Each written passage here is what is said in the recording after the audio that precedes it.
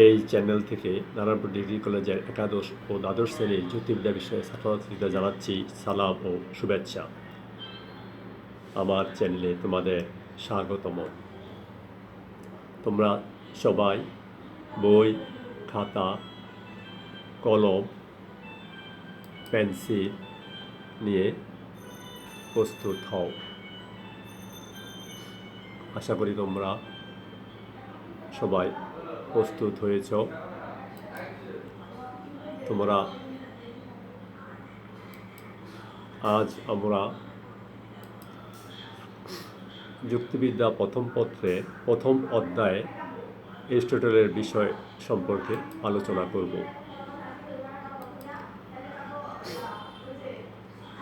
নিচের চিত্রে কি দেখতে পাচ্ছ? এরিস্টটলের তিনটা চিত্র। কি বোঝা যাচ্ছে? তিনটা চিত্রে শিশু এরিস্টটল, মধ্যবয়স এরিস্টটল এবং পরিণত বয়সে এরিস্টটলকে দেখানো হচ্ছে।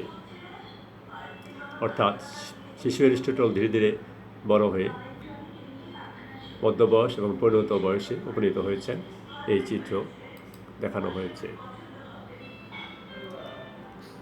আজকের পাঠ শিরোনাম যুক্তিবিদ্যার জনক হিসাবে এরিস্টটলের সংক্ষিপ্ত জীবনী।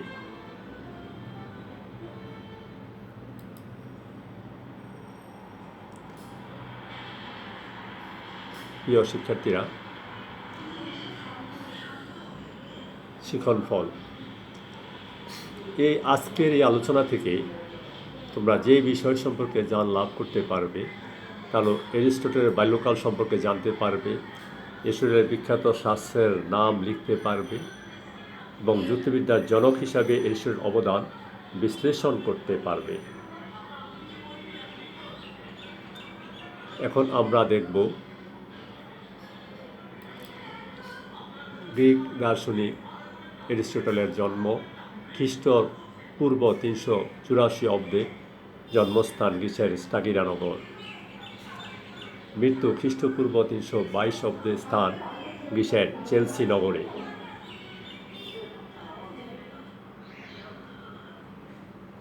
মা বাবার পরিচিতি দেব আমরা। এরিস্টটলের বাবা ছিলেন নিকোমেকাস। তিনি মেসিডোনীয় রাজ পরিবারের আদালতে চিকিৎসক হিসাবে কাজ করতেন।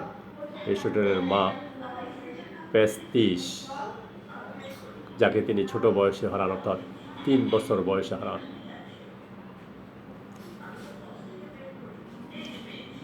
শিক্ষা জীবন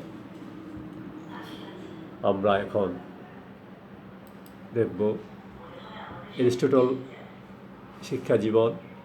এরিস্টটল প্রাথমিক শিক্ষা লাভ করেন তার বাবার কাছে এবং চিকিৎসা সংক্রান্ত অনেক বিষয় তিনি জ্ঞান লাভ করেন। তারপর 18 থেকে 38 বছর পর্যন্ত তিনি প্লেটোর কাছ থেকে শিক্ষা লাভ করেন। তোমরা নিশ্চয়ই অবগত আছো, রিপাবলিক গ্রন্থের অমর লেখক প্লেটোর বিখ্যাত ছাত্র ছিলেন এরিস্টটল, আর সেই একাডেমিতে এরিস্টটল পড়াশোনা করেছেন। সেই এরিস্টটল যে প্লেটোর কাছ থেকে প্রকৃত শিক্ষা গ্রহণ করেছেন, আর সে কারণে তিনি হতে পেরেছেন যুক্তিবিদ্যার জনক, রাষ্ট্রবিজ্ঞানের জনক এবং জীববিজ্ঞানের জনক।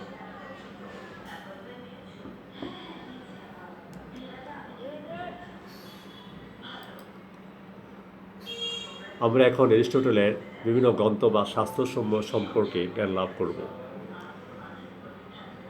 চিত্রে দেখা যাচ্ছে এরিস্টটলের কয়েকটি গ্রন্থের নাম তোমাদের দেখানোর চেষ্টা করা হচ্ছে। মনোযোগ দিয়ে দেখো।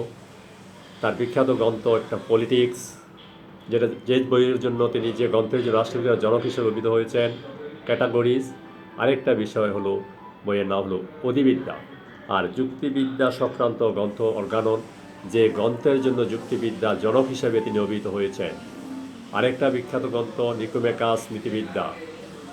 অ্যাথেন্সের সংবিধানের রচয়িতা ছিলেন সেই গ্রিক দার্শনিক এরিস্টটল। আশা করি তোমরা এরিস্টটলের গ্রন্থ সম্পর্কে ধারণা লাভ করতে পেরেছ।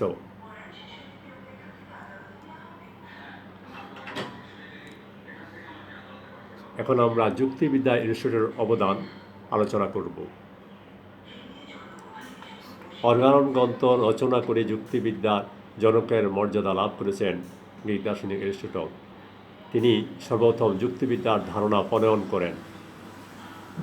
পরবর্তী প্রায় সকল যুক্তিবিদেরা তার অভর অনুমানের উপর ভিত্তি করে যুক্তিবিদ্যা আলোচনা করেছেন।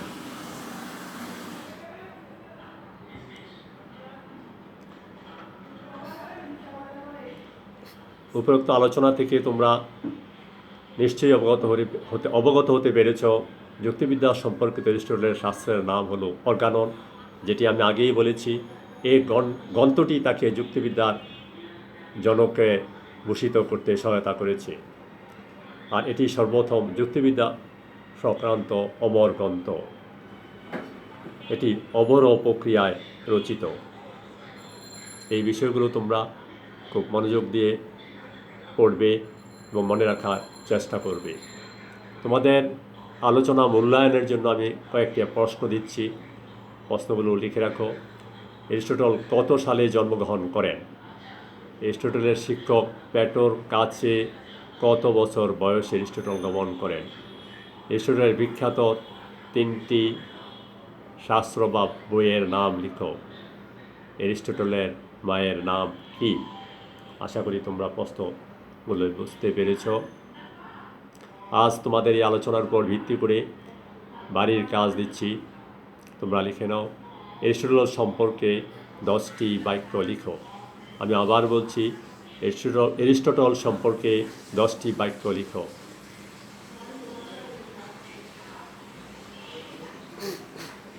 সবাই মনোযোগ দিয়ে পড়াশোনা করবে এবং আজকের এই লেকচারটা অনুধাবনের চেষ্টা করবে।